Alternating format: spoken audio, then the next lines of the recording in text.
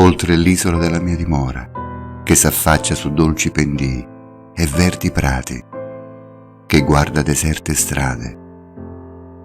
che si sveglia al mattino e si addormenta la sera,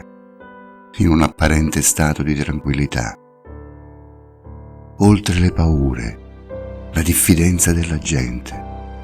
che cammina svelta, a distanza, con una maschera sul viso, e non crede ancora al tempo che viviamo. È forse un film di fantascienza, è forse un incubo, è qualcosa di irreale, di certo mai immaginato. Oltre le immagini di ambulanze e di ospedali, dove prodi guerrieri lottano senza sosta,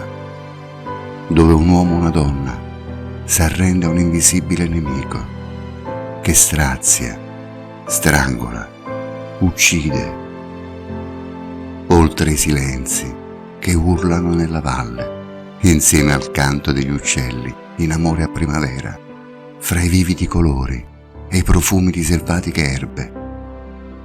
e il contrasto tra la vita e la morte, tra la gioia e il dolore,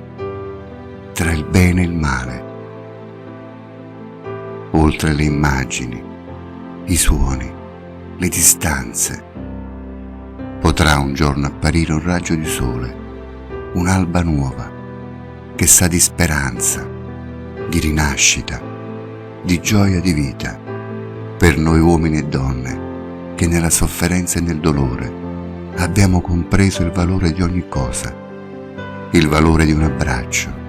di una parola ad un fratello, di qualunque sia il suo colore, la sua bandiera, il suo pensiero. Dammi la mano e camminiamo insieme